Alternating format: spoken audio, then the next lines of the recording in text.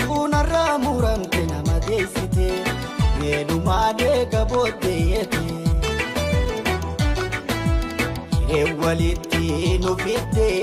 jaalala walii hidhamne ililli jaalala daraarsine bultii jarree firiitti goone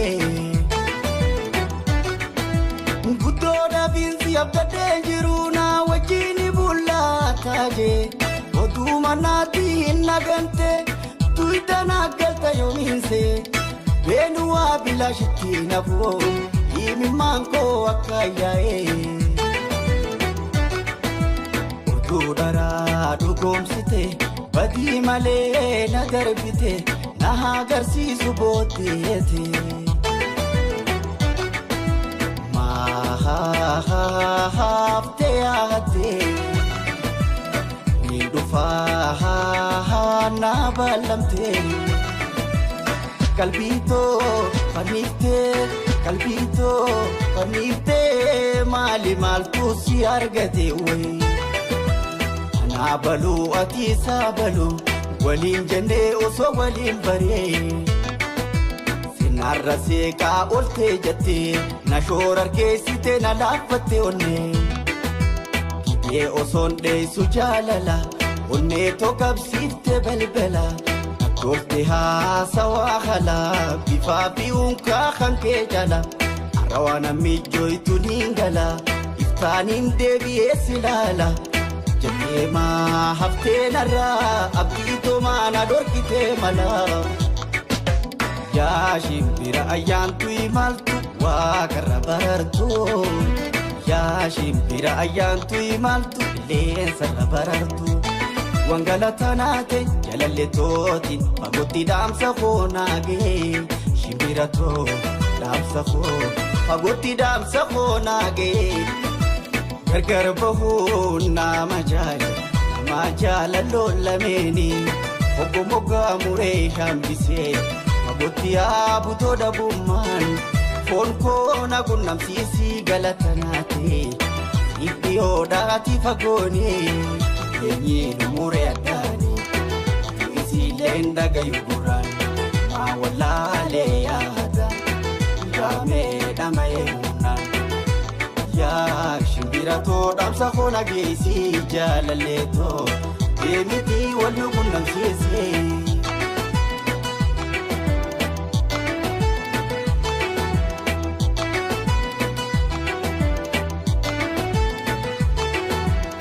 Kimi man jalala aguya tabane inaya dachisa wasine rampane gargar banus garu ampute wampadu galata kheti tu hetu wasini rampadu amtu se narkini Najiradu Waduma jalane nulachu turani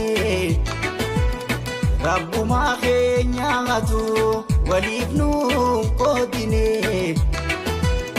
Ire malko naga Intantayani Ada jalalatin kabde binahite Injala dajete abdina khelite Yemte anadifte iwaina dandante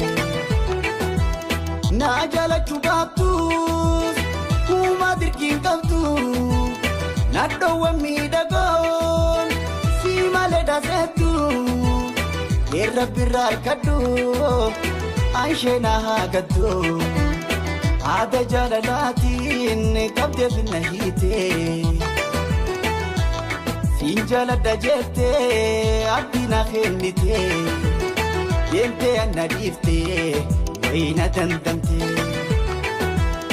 Sobde gallo jitu Iljatina damte Emelal nagote Nazumana damte Ijamala gabda Maluman si gode ija mallaa qabda maalumaan si godhee